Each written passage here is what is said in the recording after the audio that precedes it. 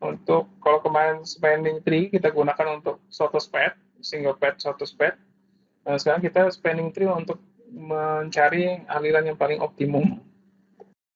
Nah, ada dua yang akan kita pelajari. Yang pertama algoritma greedy. Kita pernah dengar kan, algoritma yang paling serakah. Kan? Yang kedua adalah algoritma star. Gitu ya. Nah, kalau algoritma greedy dan star ini digunakan untuk mencari nilai yang paling optimum, tapi dengan merubah topologi. Kalau kemarin kan kita dari topologi yang ada, kita tentukan SOTOS-PET. Nah, kalau ini algoritma greedy untuk merubah topologi sesuai dengan aliran optimum yang digunakan dalam algoritma greedy. Jadi algoritma greedy akan mencari aliran yang paling optimum, kemudian dia akan merubah topologinya sesuai dengan kriterianya dia. Sama juga halnya dengan algoritma star. Ini sederhana algoritmanya. Yang pertama algoritma greedy. Dari sebuah matriks bobot W, jadi kan ada topologi dalam bentuk graph. Nah, graph itu topologi tadi dirubah ke dalam bentuk matriks. Udah bisa kan? Mudah kan? Ini kalau ada hubungan 1, kalau enggak 0 gitu misalnya. Nah, atau kalau dari bobot H-nya juga bisa. 1 ke 2 bobotnya 6, berarti 1 ke 2 titiknya adalah 6 matriksnya. Ingat, Ardi?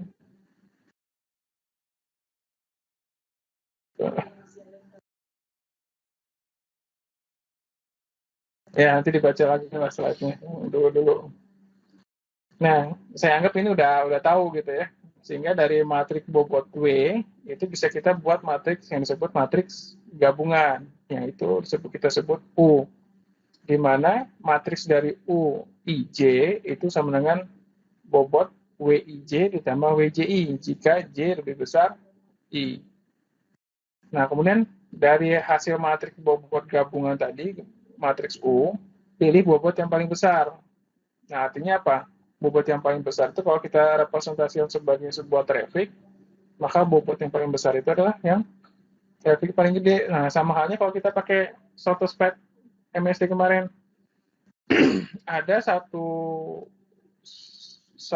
node yang selalu dipakai. Nah, itu dia akan trafficnya paling besar. Nah, sebetulnya algoritma gini juga sama melihatnya. Oh, ada satu node yang memiliki traffic paling besar, kemudian ada satu node lagi yang traffic yang terbesar yang kedua. Nah, kalau kedua traffic itu saling bersinggungan antara dua buah node, nah algoritma gini berpandangan apa? Seharusnya topologi antara dua buah node yang memiliki traffic tertinggi itu harus terhubung langsung, tidak harus melalui intermediate node. Artinya kalau melalui intermediate node menjadi tidak efisien.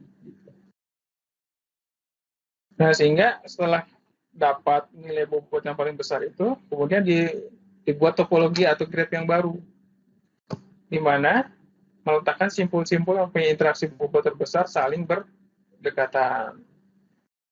Nah, kemudian dicari berdasarkan persamaan ini, dicari bobot yang mempunyai aliran yang paling optimum, yaitu minimum dari traffic matriks U dikali traffic matriks jarak. Nah, matriks traffic jarak ini nanti didapatkan dari mana? Dari hasil apa? Graph yang baru, jarak.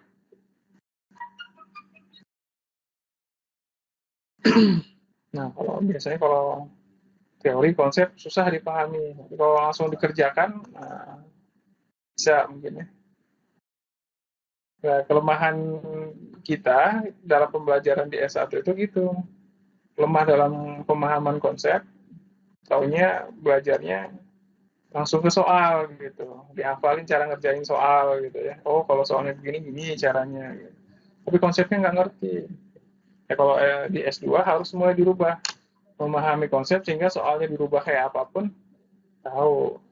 Ngerti. Bisa ditutup aja, Mbak.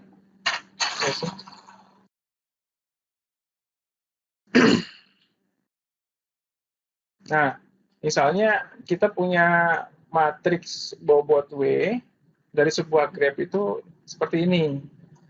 Bisa nggak kira-kira digambarkan ini matriksnya? Artinya ini misalnya 1, 2, 3, 4, 5, 6 gitu ya. 1, 2, 3, 4, 5, 6. 1 ke 1, 0. 1 ke 2, 1 ke 2, 5 misalnya. Nah, ini berarti apa? Matriks dua arah. Gitu. Yang tidak apa? Yang bobotnya tidak sama. Nah, ketika kita sudah dapat matriks ini, maka kita mencari matriks gabungan U. Syaratnya apa? UIJ nilainya adalah bobot dari matriks WIJ ditambah bobot matriks WJI, berarti kan dua arah tuh. Jika apa? J lebih besar dari I.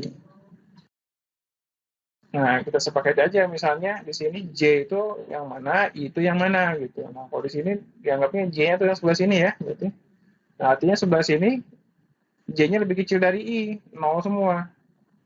Nah, yang J lebih besar dari I sebelah sini berarti. Yaitu mana? Kalau misalnya 1-1 masih enggak kan? 2-1, nah ini lebih besar. Gabungkan WIJ dengan WJI berarti 5 ditambah 3, 8. 3 ditambah 4, 7. 1 ditambah 7, 8. 4 tambah 3, 7. 7 tambah 1, 8. Sama yang lainnya juga gitu. Misalnya yang 10 ini. Berarti apa? 8 tambah 2. Gitu kan? 10. Yang lain juga sama terus. Sampai sini oke? Ada yang bertanya? Yang nggak paham? Syaratnya tidak terpenuhi? No. Nah, dari sini, setelah itu, kita buat graf yang baru berdasarkan ini. Yang paling besar siapa? 10. Ini siapa dengan siapa? Mana dengan mana? 2 dengan 6 ya. 1, 2, 3, 4, 5. Ya, 2 dengan 6. Maka apa?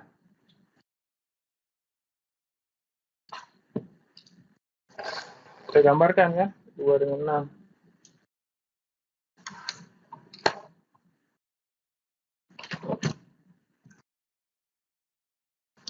Langsung.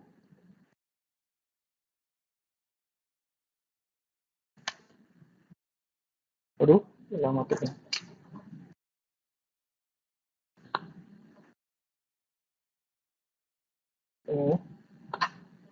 Nah, bobot itu berarti 2 dengan 6 kan?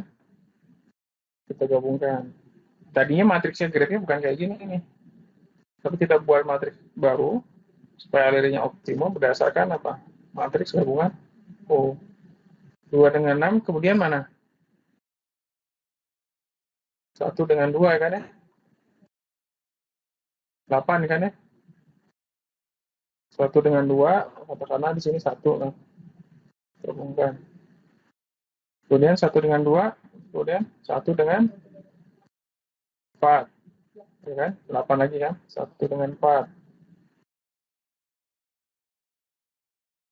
Kemudian 1 dengan 6. Nah, kalau 1 dengan 6 kita hubungkan gimana? Akan terjadi apa? Looping. Kemudian yang terbesar selanjutnya 7 kan? 1 dengan 3. Oke. Selanjutnya 1 dengan 5. Itu. Selanjutnya 2 dengan 4. Dia akan terjadi apa? Looping kan? Nah, kita cek ini. Ini semua sudah terhubung kan? 1, 2, 3, 4, 5, 6.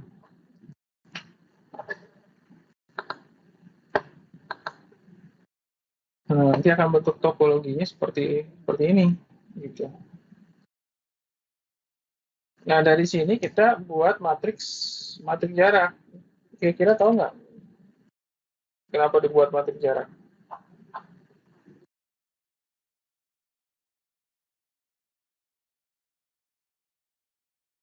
Untuk mencari apa? Nilai optimumnya. Nah, dari sini misalnya 1 dengan 1, 0 kan? Yang lainnya juga pasti 0 kan?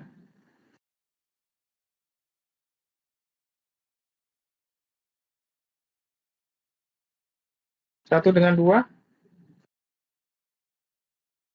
1. 1 hop. 1 dengan 3, 1. 1 dengan 4, 1.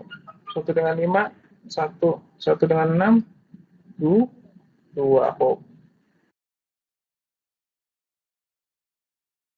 Dengan cara yang sama, cari misalnya 1 dengan 2 tetap 1. 2, 0, 0. 2, 3, 2, 2, 4, 2, 2, 5, 2, 2, 6, 1. Gitu ya. Nah, terus sampai kita dapat matriks jarak yang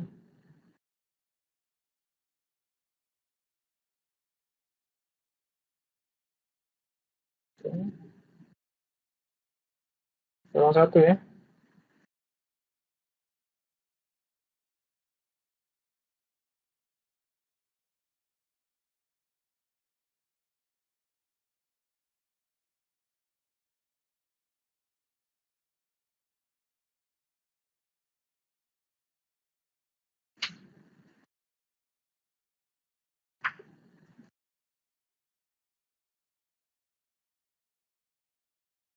Nah, setelah matriks jarak, kita cari yang optimum dengan mengalihkan apa? Matriks gabungan U dengan jaraknya. Gitu. Minimum untuk Z1, ini ya, Z1 U dikalikan D. 0 kali 0, 1 kali 8, 1 kali 7. Nah, iya. Ini totalnya 46. Yang kedua 46, 30. Nah, totalnya 167. Nah, ini disebut aliran optimum. Itu sudut pandang dari algoritma greedy ya. Tuh. Nah, untuk algoritma star, namanya juga algoritma star, jadi topologinya harus dibuat dalam bentuk star. Nah, di sini dibandingkan berapa bobotnya. Nah, misalnya matriksnya sama, gitu kan. Nah, kemudian sama dibuat matriks gabungan U. Nah, sama kan dapatnya. Cuma di sini ada yang membedakan adalah dia memilih siapa yang akan menjadi apa? Starnya kan? Siapa yang akan menjadi pusatnya? Kan kalau topologi star berarti kan terpusat. Siapa yang akan menjadi terpusat? Maka mencari yang terpusat caranya gimana? Kalau tadi kan hanya menentukan interaksi bobot kan ya antar dua node. Nah, kalau ini mencari yang masuk dan keluar dari suatu bobot traffic. Nah, kalau yang misalnya kolom 1 ini yang 1 totalnya 38 ditambah 0. Kalau yang ini 28 ditambah 8. Nah, kemudian dijumlahkan semua dapat nih bobotnya interaksinya. Nah, dari sini yang paling besar 38. 38 ini siapa? Node 1. Sehingga nanti seperti ini. Satu yang akan menjadi pusat startnya topologinya. Yang lainnya kan ikuti. Nah, kalau dari sini kan terlihat matriks jaraknya berapa? Semuanya dari satu kan, satu hop. Maksimum berapa? 2. Yaitu misalnya 3 ke 6 ya lewat 1, 2. Nah, dari situ sama. Dibuat matriks dari Z-nya, yaitu dikalikan U, ini dikalikan matriks jaraknya. Matriks jaraknya berapa? Ya tadi. Kalau 1, 1, 0, 1, 2, 1. Sama kayak gini. Matriks jaraknya sama. Nah, dicari yang paling minimum mana nilainya? Apakah algoritma star atau greedy? Nah, nanti yang paling optimum itu dikenal dengan aliran dekomposisi. mana yang paling kecil antara star dengan greedy. Nah, contoh soalnya ini. Mau coba sini atau coba sini dulu ya? Akan dicoba. Matrix W ini datangnya dari mana? Apa? Matrix W ini. Nah, ceritanya lagi ya. Matrix W ini dari sebuah graph, dari sebuah topologi. Lupa ya?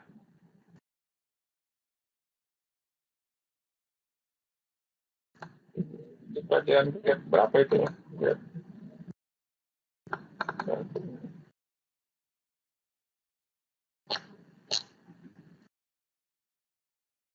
Nah, buat matrix ini masih ingat?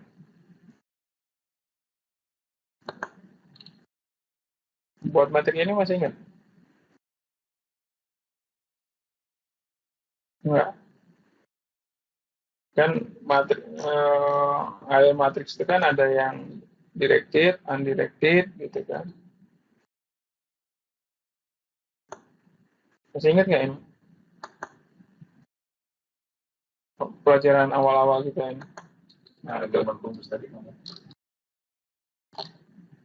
Itu saya nggak ngerti dapat angka 0101. Ya kalau 1 dengan 1 0, 1 dengan 2 terhubung 1, 1 dengan 3 terhubung 1, 1 dengan 4 tidak terhubung 0. Artinya kalau dengan dirinya sendiri 1 atau terhubung atau dirinya sendiri 1, selain itu 0. Ini yang waktu kemarin buat dari sebuah graph ke matrix gitu. Ini enggak. Lupa ya. Nanti dibaca lagi ya.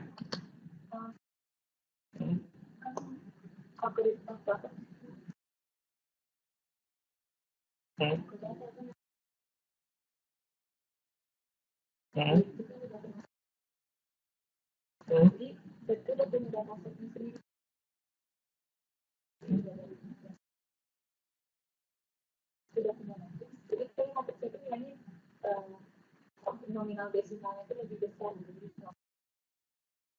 itu kalau dari matriks itu Bisa aja. itu nanti diaturnya masuk di buat topologinya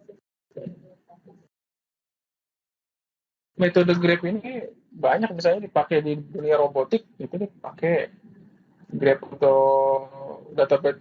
Nanti dari hasil graph dibuat database graph gitu kan. Dari database graph itu dibuat algoritma learning gitu kan, untuk pergerakan robot, untuk apa.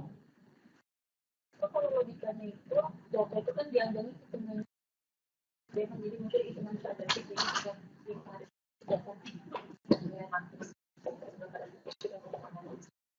yang jumlah total tadi itu berarti total optimasi ya.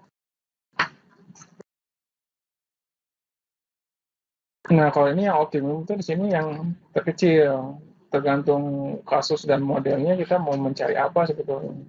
Ini hanya memberikan contoh aja. Kalau algoritma greedy itu bisa dicari untuk MST aliran optimum. Nah, optimum itu dicari cost yang paling kecil.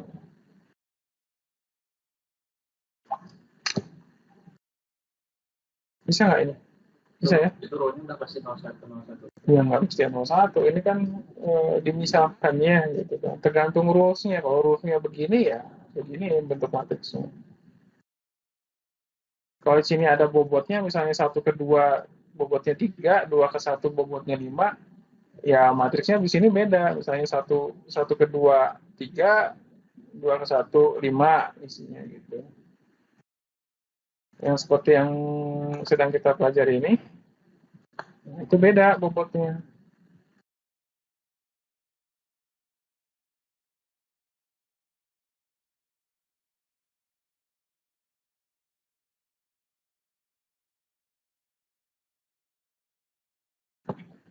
Nah, misalnya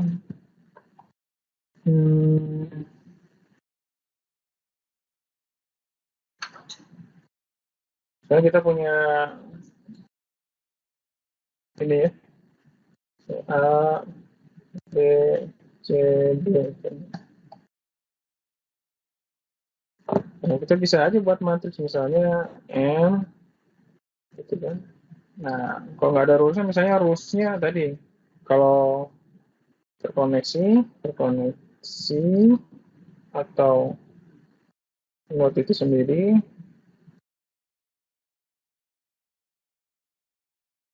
misalnya 1, gitu. Tidak terkoneksi, sama dengan 0 misalnya. Atau misalnya tidak terkoneksi atau diri sendiri, 0. Kalau terkoneksi 1. Maka kalau rule-nya kayak gitu gimana? AA misalnya, A, B, C, D, B, C, D, AA berapa berarti? Oh, AB 1, AC 1, AD, oh, BA 1, BB 0, BC 0, BD 1, AC 1, AB 1, terus CC 0, CD 1, oh, tuh, terus 1, oh, matrixnya jadi gitu. Nah, atau misalnya ini A, atau misalnya kita kasih bobot nih ya, ini matrix direction, ini bobotnya 5, misalnya ini bobotnya 3, gitu kan. 2, 1, 6, 7, 4, 3.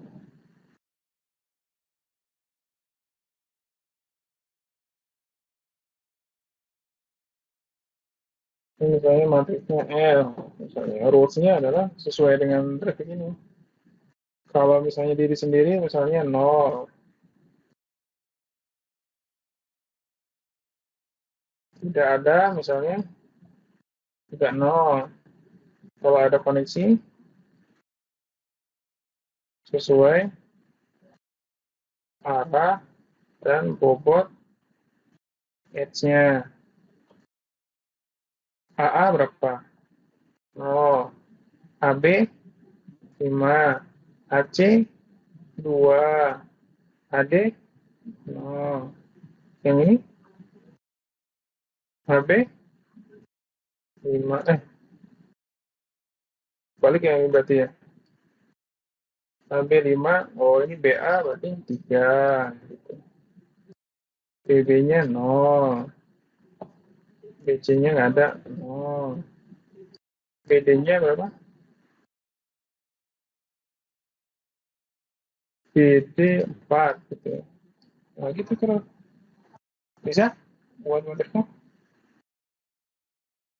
Berarti di atas itu CD itu 1 kan? Mana?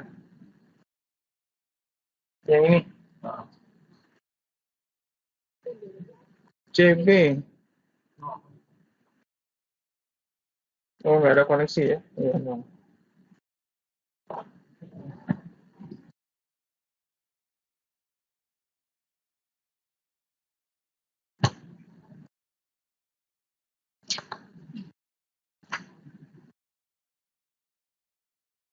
Horizontal. Yang mana? Bagian itu yang Nah, sebetulnya tergantung soal dan kesepakatan sih. Nah, kalau di sini ya mungkin yang vertikal ya, vertikal. J yang horizontal. Yang selanjutnya ya. Terus dibuat grab baru, terus cari matriks jaraknya. Oke, langsung sudah. Sesuaikan antara U dengan T. Saya belum ngerti itu atau WJ itu baris ini yang baris ini. Baris ini ditambah dengan baris ini.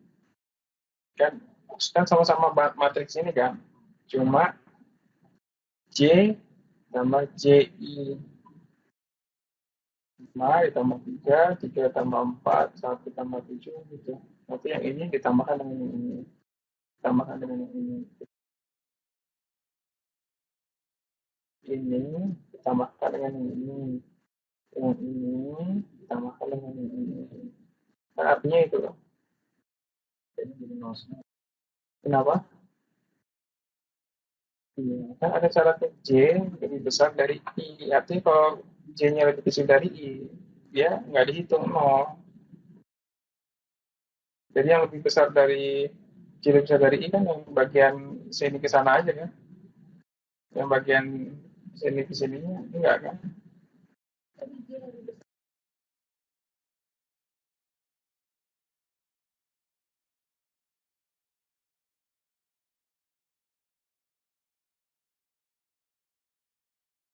Baris kedua, Di angka 8. Dua itu lebih banyak.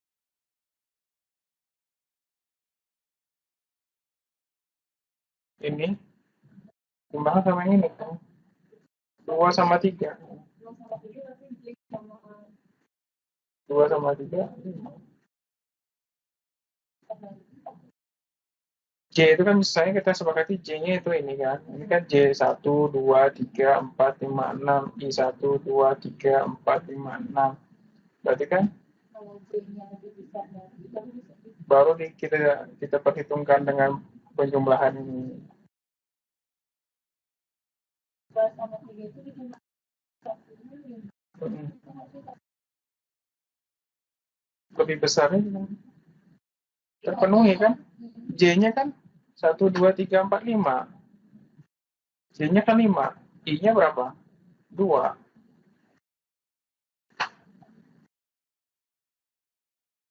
Bukan nilai di dalamnya. Tapi J itu ini kan J1, 2, 3, 4, 5, 6. I1, 2, 3, 4. Nah, J-nya 5, I-nya 2. Berarti lebih besar.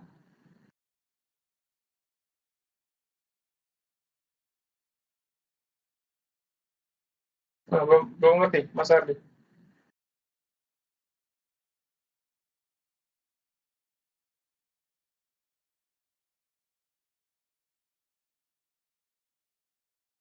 Jadi yang sebelah sini kan berarti kan J-nya antara 1, 2, 3, 4, 5, 6 kan yang 0 ini kan.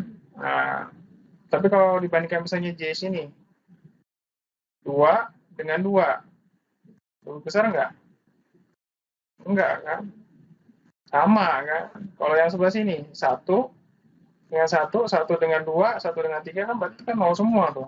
Karena lebih kecil kan? Sama dengan yang di sini. Ini kecil. Oke, nanti kalau kita cek.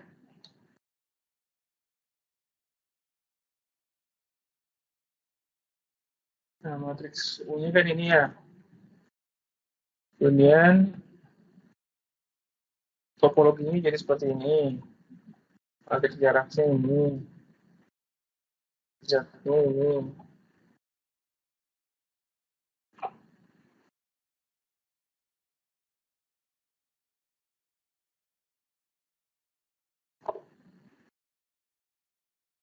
Oke. Nah, sekarang kita coba belajar sudut pandang bagaimana grab digunakan untuk hal yang lain.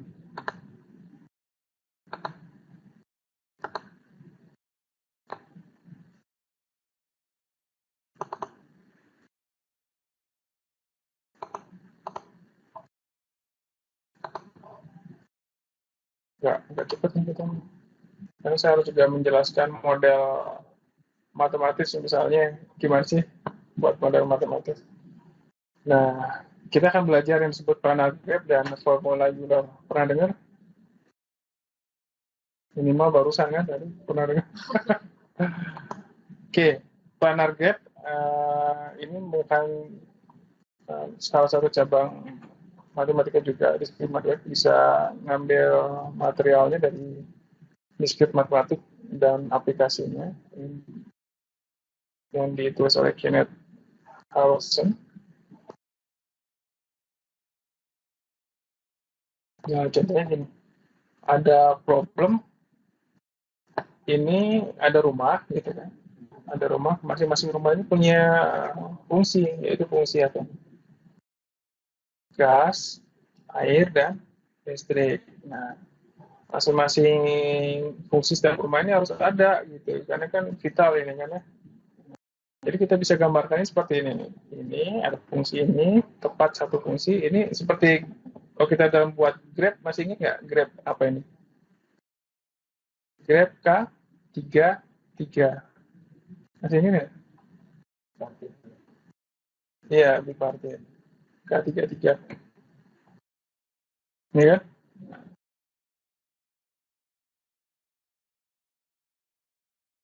Mungkin nggak?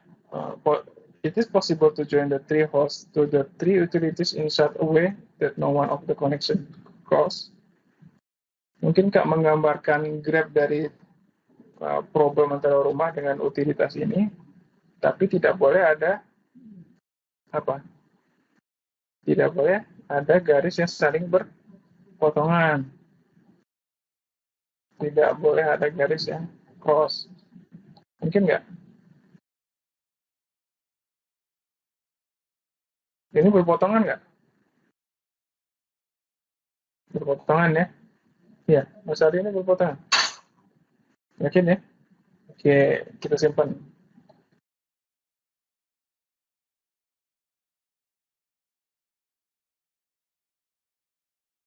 Nah, gini kan? Tadi kita bisa buat dalam bentuk grab bipartit dengan K33 sama isinya masing-masing tiga vertex gitu kan. Nah, di sini kebetulan tiga vertex kemudian semuanya terhubung dengan full mesh gitu ya. Artinya satu tepat berhubungan dengan satu yang lain.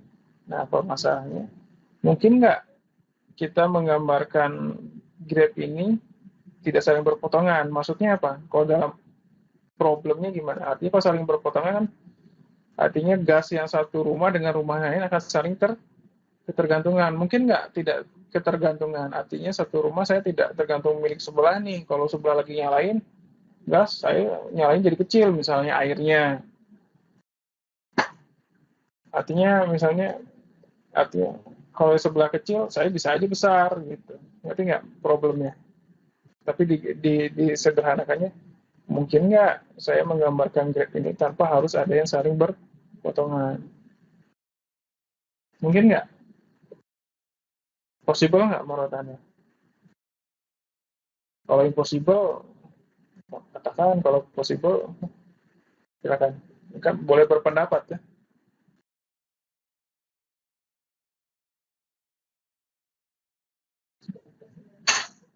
Tidak harus.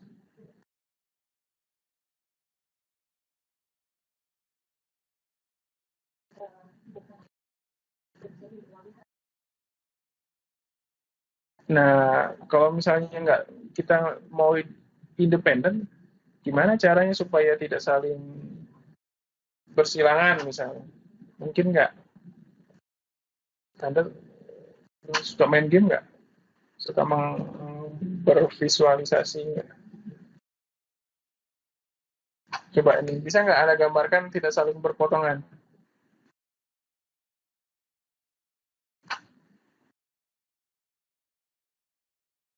Pak Hirwandi ada ide Pak? Gimana menggambarkan K33 ini tapi tidak saling berpotongan? Tidak saling cross?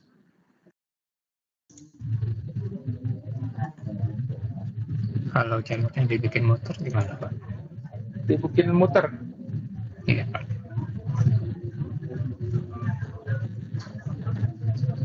Coba saya rubah sisi pandangnya ya.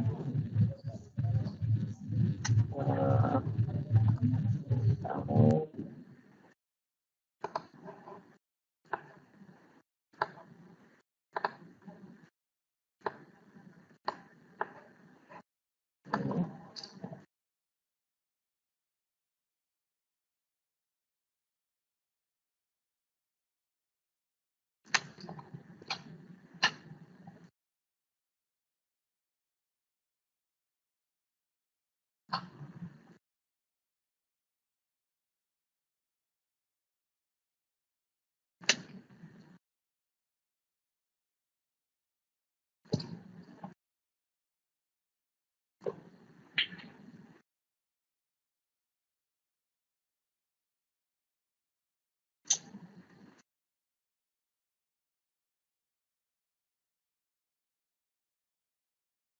Ini berpotongan tak?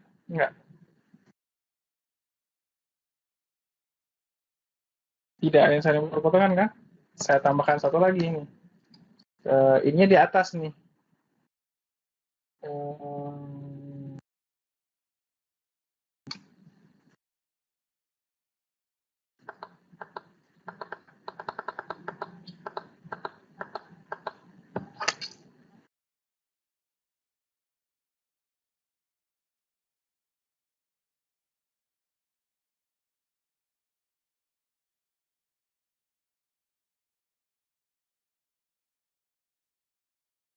Masih kelihatan berpotongan ya, satu berpotongan ya.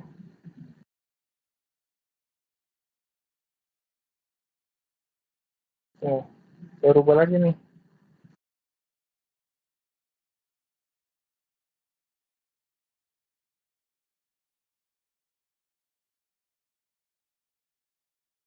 Ini masih berpotongan ya, kelihatan berpotongan ya. Kalau ini gimana?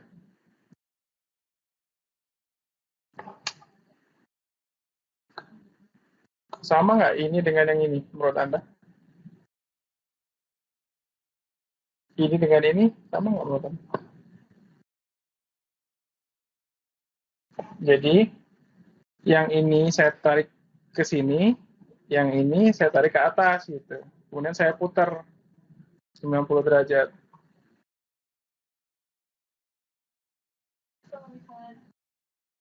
Berarti sebetulnya saya sebetulnya ini tidak berpotongan kan?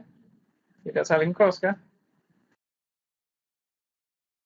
Nah, bisa nggak Anda mencari metode dengan analisis matematis untuk menunjukkan bahwa sebuah graf itu berpotongan atau tidak gitu. Bisa dibuat tidak cross, bisa atau tidak gitu. Nah, itu yang disebut Euler-Lenti tadi gitu.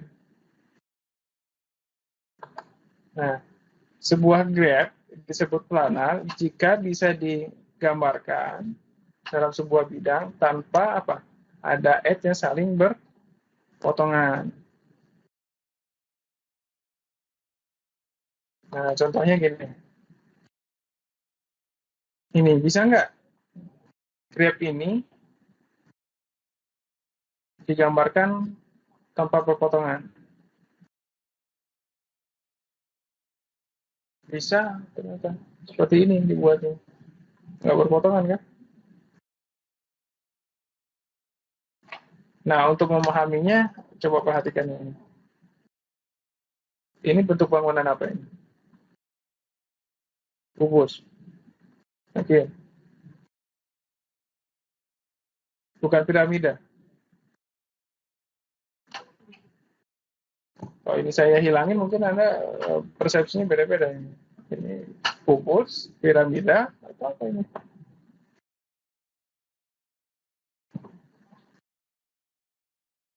Ya kan?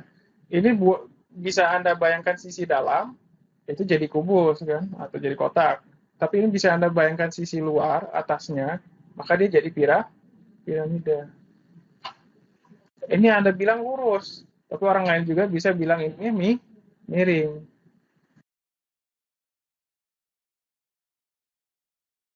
Gimana?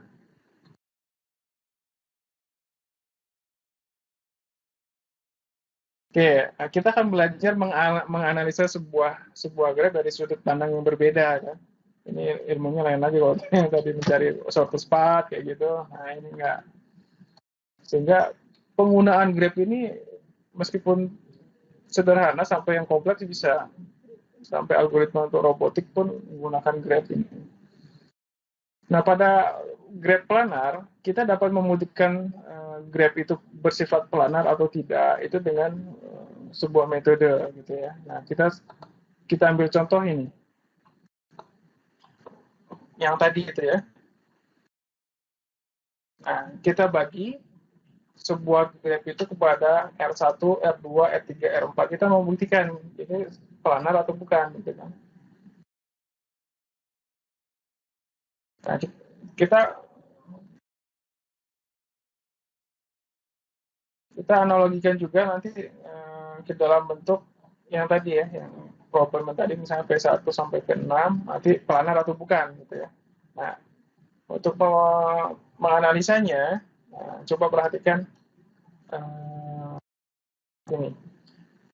Ada 4 edge yaitu V1, V1, V4, kemudian V4, V2, V2, V5, V5, V1.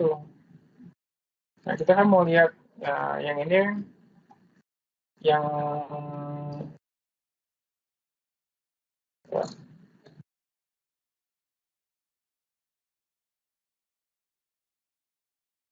nah yang ini planar atau bukan kan?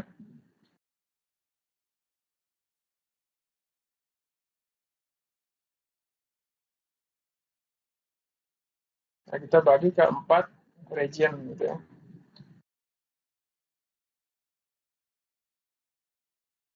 Nah, pertama kita buat dulu nih R1, R2. Jadi R1 itu di luar ini, di luar graph ini, R2 di dalam graph ini. Nah, ini cara nganalisa sederhananya. Kemudian kita tambahkan, coba. Misalnya kita tambahkan 1 titik, yaitu V3. Maka kalau V3 ini kita hubungkan lewat V4 dan V5, jadi ada R2 ini dibagi ke R21 dan R22. Gitu ya. Nah, kita mau tambahkan vertex, 1 vertex lagi, yaitu V3 di luar. Kalau tadi di dalam R2, sekarang ditambahkan di R1.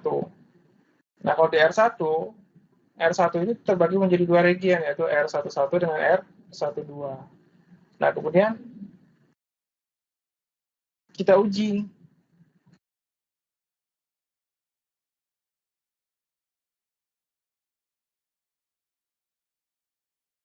Kita uji, apakah kalau misalnya kita tambahkan 1 titik lagi,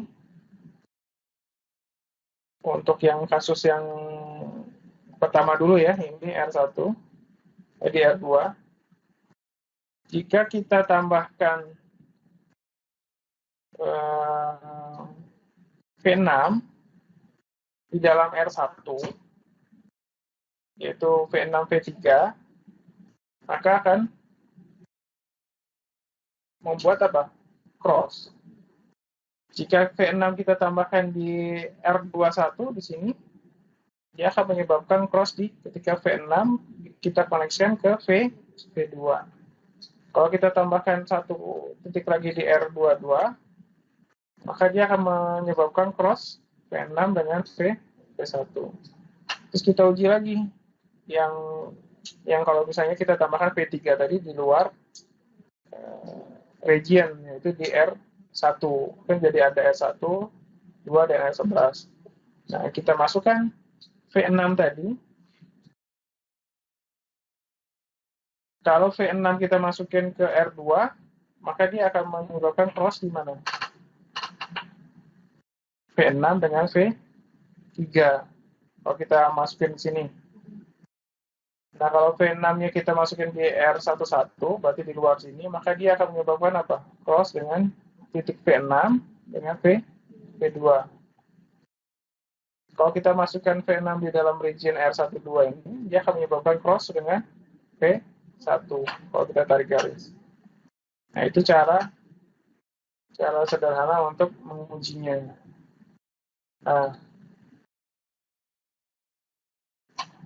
Nah, di sini ada Euler formula yang digunakan untuk menentukan bahwa graph itu bersifat planar atau tidak gitu. Nah, itu termasuk nanti yang kita buktikan pakai Euler formula, dia ini planar atau tidak gitu. Nah, rules-nya Euler formula adalah R E min V plus 2, di mana R itu adalah jumlah region. Ketika kita sudah buat jumlah region di dalam sebuah planar graph G. Jadi region itu sama dengan jumlah vertex-nya, jumlah edge-nya dikurangi vertex ditambah 2. Nah, coba yang region yang tadi. Jumlah vertex-nya berapa? 4, jumlah edge-nya 6 ya. 6 dikurangi 4 ditambah 2. Berapa? 4 ya. Region-nya ada 4, betul nggak?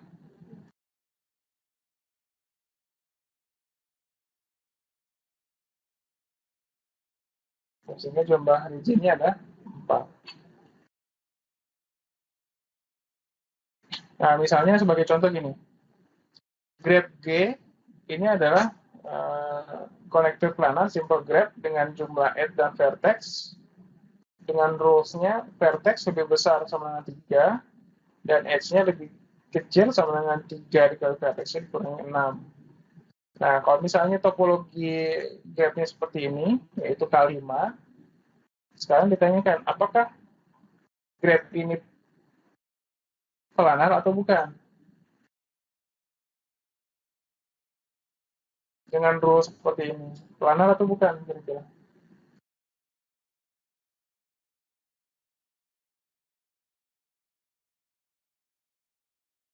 Kita cek jumlah vertex-nya ada berapa semua? 1, 2, 3, 4, 5. Gitu ya. Jumlah edge-nya 9 ya. 1, 2, 3, 4, 5, 6, 7, 8, 9 ya. 9. Oke. Vertex-nya 5. Nah, ini vertex lebih besar atau sama dengan 3. Berarti memenuhi. Jumlah edge-nya tadi berapa? 9 kan? Vertex-nya 5. 3 kali 5 kurangi 6, 9. Lebih kecil sama dengan 9. Berarti planar atau bukan? Planar ya. Oke. Nah, berarti edge 10 ya? Itu 9 ya? 1, 2, 3, 4, 5. Ini kan? Iya, 10 ya. Hasilnya 9. Berarti bukan planar. Gitu.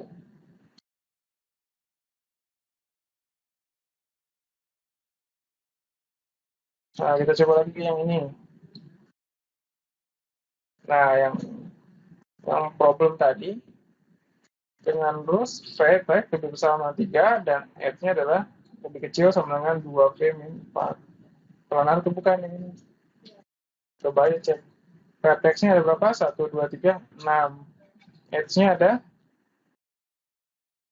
3 kali 3 ya, 9 ya. 12 kurangi 4, 8. Planar bukan? Planar ya. Ternyata bukan. Nah, rules ini bisa kita buat jika kita ingin mengkondisikan optimasi tertentu. Gitu. Ini kita yang buat. Nah, cara pengecekannya, rumus Euler formula itu sebetulnya fleksibel sesuai dengan model yang mau kita buat dan aturan yang mau kita buat yang kita inginkan seperti apa. Ya, pendekatannya sesuai dengan modelnya graph yang mau kita pecahkan.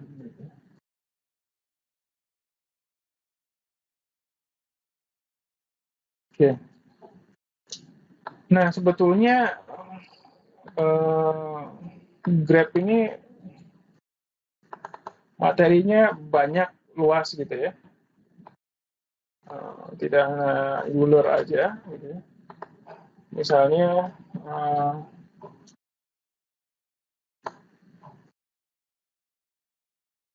ini definisinya kemarin kita pelajari, ada yang undirected graph, directed graph, ada agency gitu kan ya. Ada ascendance, ada proses looping, ada yang sendirian gitu, null graph gitu ya. Nah, itu juga bisa disebut isolated vertex gitu. Nah, kemudian ada path, ada trail, ada walk gitu ya. Nah, ini definisi-definisi yang kemarin. Nah, selain definisi dan contoh ini gitu ya.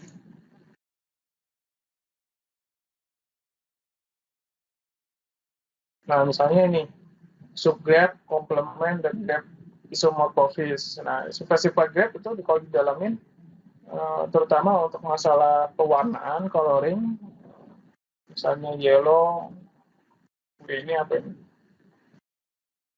white, gitu ya, red. Nah, itu pewarnaan graph untuk sebuah problem itu bisa juga dibawa ke dalam graph, misalnya untuk probability. Itu kalau graph sudah dihubungkan dengan probability, itu menarik kan, saya kasih contoh. Nah, contohnya ini ya, untuk masalah pewarnaan, misalnya red ke white, bobotnya berapa, gitu. Kan sama aja kayak kita main dadu gitu kan. Kalau keluar satu, rules-nya habis itu keluar satu harus ngapain. Misalnya dadunya harus dilempar dari atas ke bawah. Nanti kalau keluar dua, dari bawah ke atas. Gitu.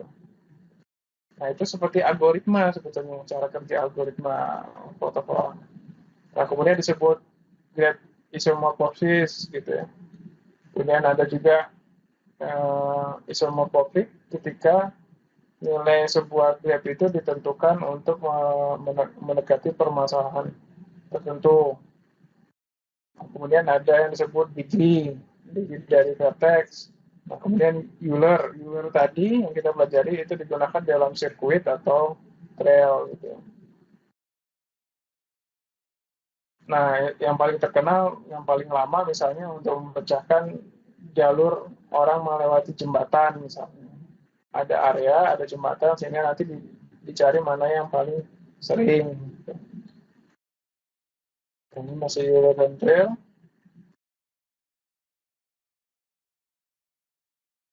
Nah, ini untuk beberapa algoritma sequence, misalnya di BlueGen, ini untuk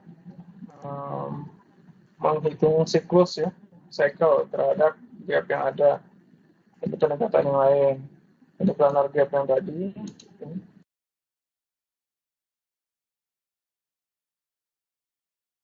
Masih planar graph. Nah, ini pengembangan yang tadi ya. Bagaimana memecahkan planar graph dengan region.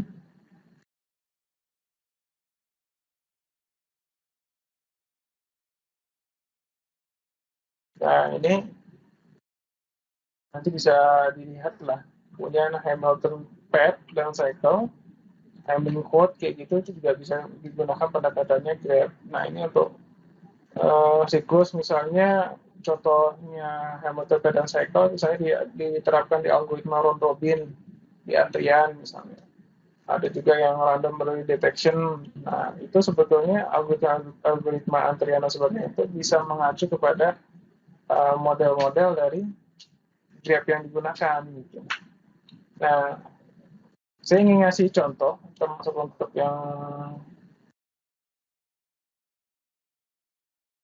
untuk sebagai tugas kayak gini, compact untuk optimasi gitu ya, untuk pewarnaan.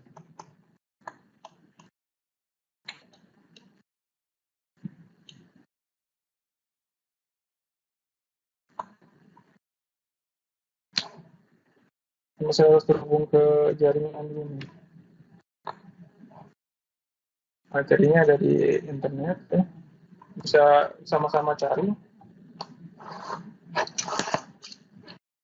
Saya tadi malam coba cari materi yang bisa kita pelajari, teman-teman pelajari.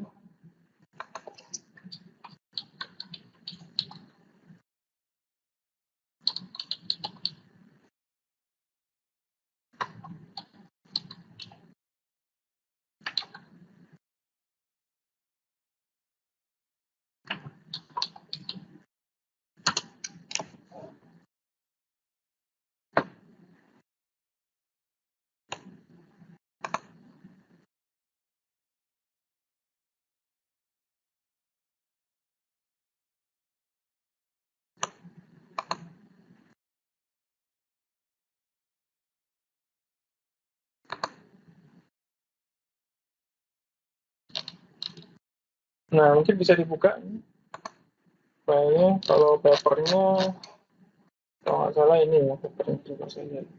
Nah, ya ini ada model topologi jaringan ya. Nah, ini penurunan matematisnya dari model ini masih mudah dipahami. Oke. Nanti silakan merujuk ke sini. Mau keywordnya ini aja. Jadi tugas dari saya ada dua. Yang pertama soal-soal dari materi yang kita sudah berikan, nanti akan saya emailkan. Yang kedua adalah mempelajari model matematis ini. Nah, saya mau terangkan ya, hari ini saya mau terangkan, mempelajari model matematis ini, kemudian coba dikembangkan modelnya, apakah bisa dari topologinya atau dari algoritmanya, dikembangkan untuk mendapatkan persamaan matematis yang baru. Nah,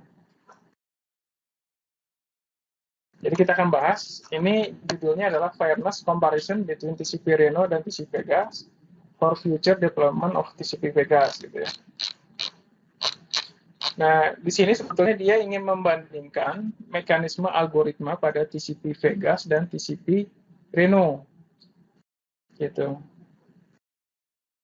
TCP ini di layer berapa? Layer 4 ya, layer transport.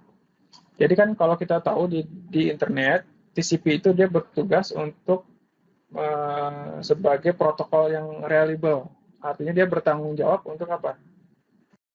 Memastikan semua data diterima oleh penerima.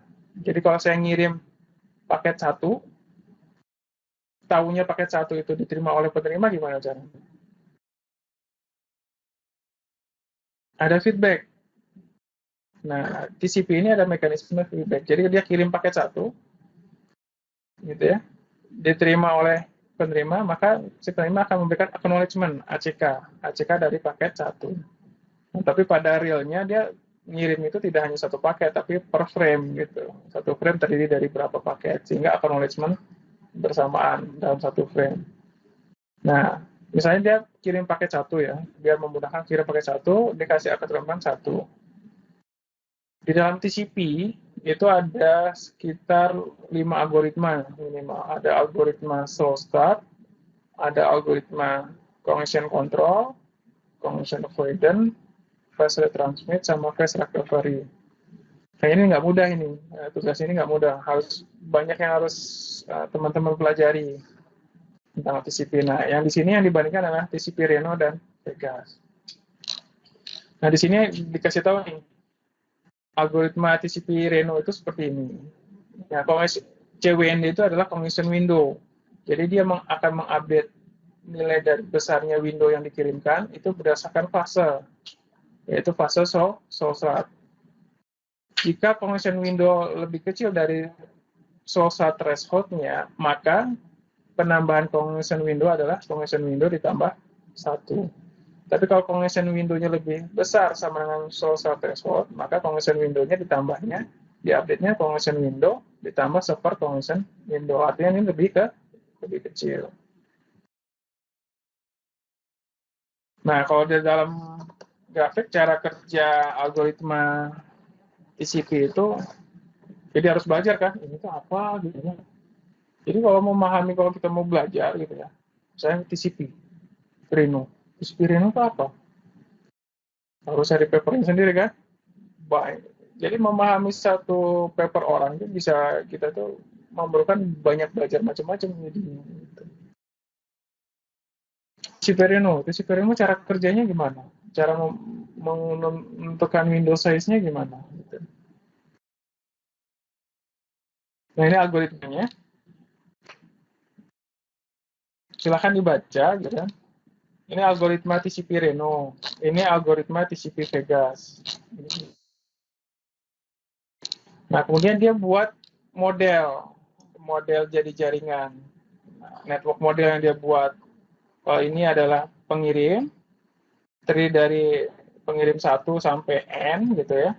Nah, di sini dia bagi, ada pengirim yang menggunakan TCP Reno, ada yang menggunakan pengirim menggunakan TCP Vegas. Kemudian antara pengirim dengan router, dia buat modelnya, dia ada bandwidth-nya, sekian. Kemudian di router itu ada antrian, ada buffer sebesar B paket. Kemudian ke penerima juga ada bandwidth-nya sekian. Nah, kemudian diasumsikan dari pengirim ke router itu sekian second, dari router ke penerima sekian second, sehingga totalnya adalah T detik gitu ya. Nah, dari sini dia buat definisi model matematis itu ke dalam definisi masing-masing. Misalnya bandwidth itu sebesar mu paket per second. Kemudian total T-nya adalah T ini ditambah T ini gitu kan. Oke. Nah, kemudian dia buat model dari okupansi atau pemakaian buffer di sebuah router. Nah, di sini dia membuat dua analisis. Yang pertama, ketika router itu pakai sistem antriannya adalah drop tail. Yang kedua adalah sistem antriannya kalau dia memakai random early detection. Nah, di sini dia turunkan kalau misalnya pakai drop tail, ukuran window size-nya adalah di antara jumlah pengirim dikalikan beta sampai jumlah pengirim dikalikan alpha. Alpha beta itu apa? Oh, ini TCP Vegas. Alpha beta itu apa? Kita lihat algoritma alpha beta. Nah, TCP Vegas. Oh, ternyata jadi alpha dan beta itu adalah batas pengiriman window dari TCP Vegas, yaitu antara alpha dengan beta. Ya, lihat benar kan, kalau dia pengiriman rate-nya adalah alpha sama dengan beta, berarti total jumlah window yang dikirimkan adalah antara alpha sama beta dikalikan jumlah apa? Pengirim TCP Vegas-nya kan? Gitu. Nah, kemudian ya, bisa sebutkan N kali alpha tambah beta dibagi 2. Gitu. Nah, kemudian dia turunkan lagi. Misalnya WR paket, total send untuk TCP Reno. Nah, kalau TCP Reno, jumlahnya adalah 2 TU tambah bandwidth min W Vega. Terus dia turunkan. Nah, dapat ini buffer okupansi di router gitu. Untuk kasus random early detection, dia buat analogi lagi. Nah, dia buat persamaan ke trafficnya. Nah, terakhir dapat dia persamaan matematisnya ini gitu kan. Kalau disederhanakan, disingkat jadi seperti ini gitu. Nah, model tadi sama dia disimulasikan. Simulasi itu tidak harus pakai tools ini. Kalau kayak gini, dari persamaan matematis ini bisa aja pakai Excel. Kan ini disebut nilainya berapa, ini berapa, gitu. Apa analisisnya seperti ini. Nah, saya ingin teman-teman silakan dibaca paper ini, gitu ya. Step by step-nya gimana dia mendapatkan persamaan ini, gitu kan. Kemudian Anda tuliskan lagi ya penurunan itu, kemudian cari kelemahannya. Atau Anda setelah baca ada ide nggak untuk memperbaikinya apa. Kemudian ide Anda itu Anda coba tuangkan dalam bentuk model dan persamaan matematis seperti ini.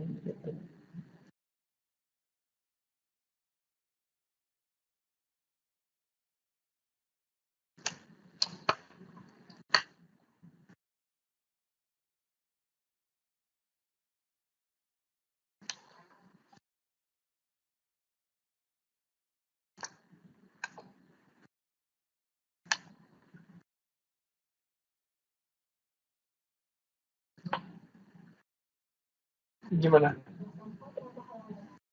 Kenapa? Anda buat summary-nya nggak ada batasan. Kenapa saya buat summary-nya? Supaya Anda memahami cara orang ini membuat model sampai dia bisa menurunkan persamaan matematis sederhana. Dari model ini ya, dia turunkan persamaan matematis untuk menghitung okupansi di buffer dan performansinya. Dibuat Summary-nya dulu, dibuat summary-nya. Kemudian dari situ Anda coba cari kelemahan atau usulan Anda untuk memperbaiki apa.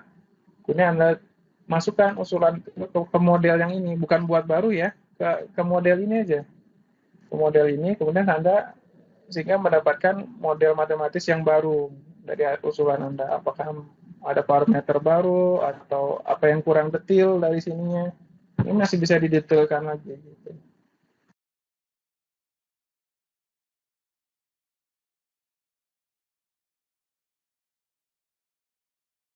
Nah, ini kan bisa dijadikan graph ini. Ini graph, ini vertex, ini edge gitu. Metode Anda boleh ngikutin ini atau Anda memikirkan menggunakan graph, boleh. Ini bisa didekatkan dengan graph ini.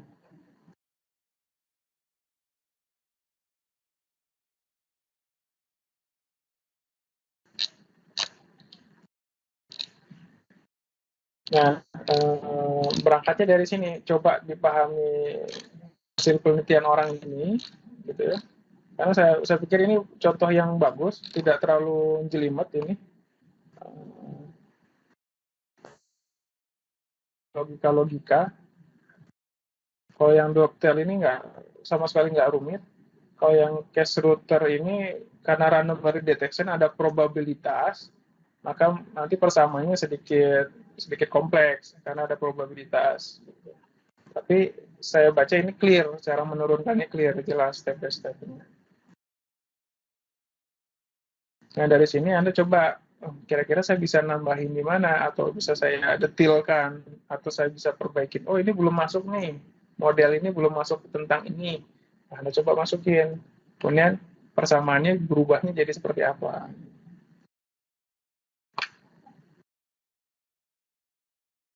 Sama Pegasnya Pak. Iya. Salah satu misalkan Pegasnya.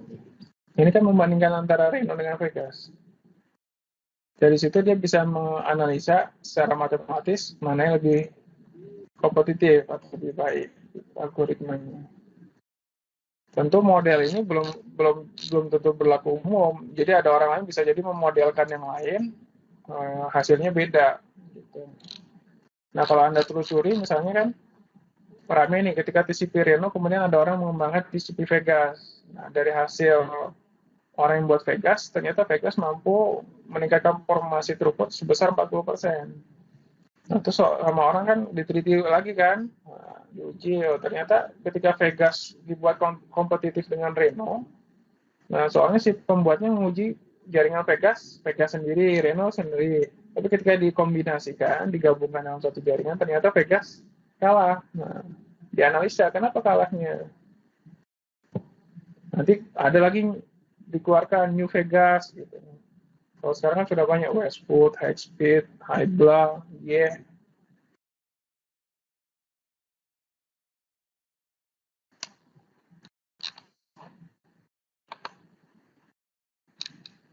Oke, untuk Pak Hirwandi sudah dapat Pak papernya ini Pak?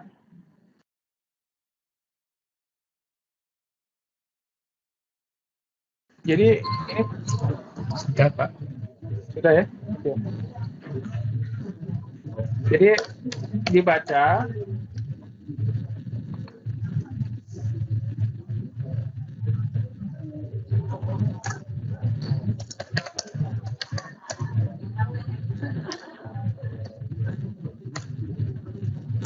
Yang pertama ada tugas soal dari materi yang sudah diberikan, akan saya ingatkan melalui Pak Yosi ya.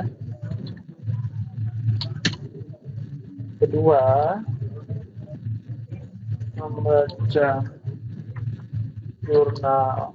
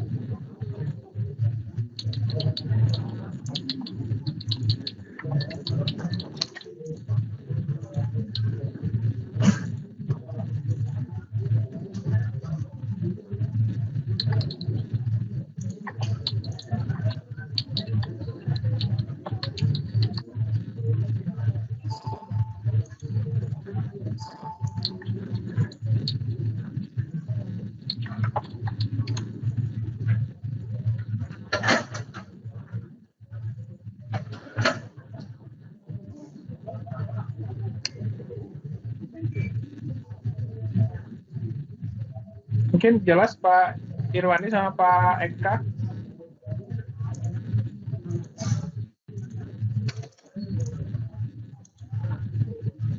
Iya, Pak.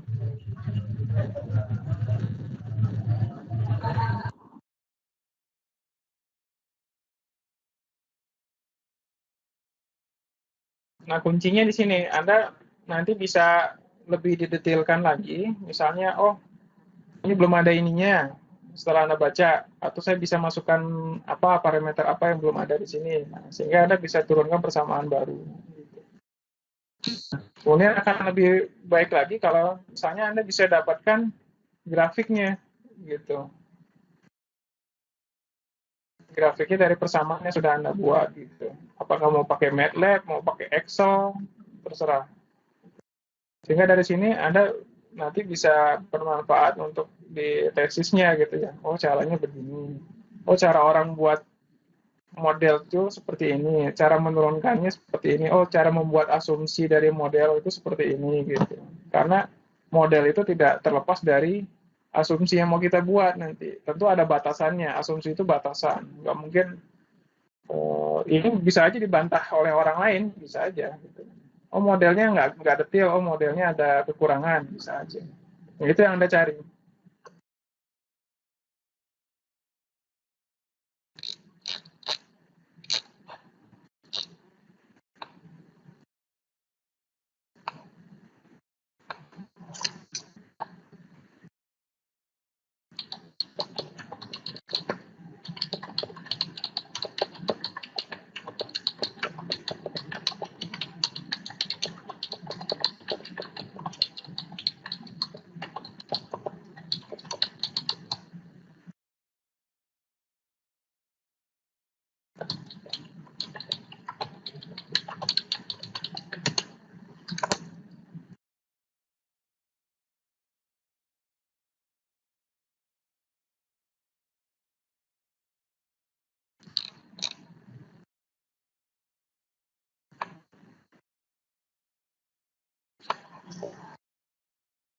Oke, mungkin tuh sampai sini pertemuan kita.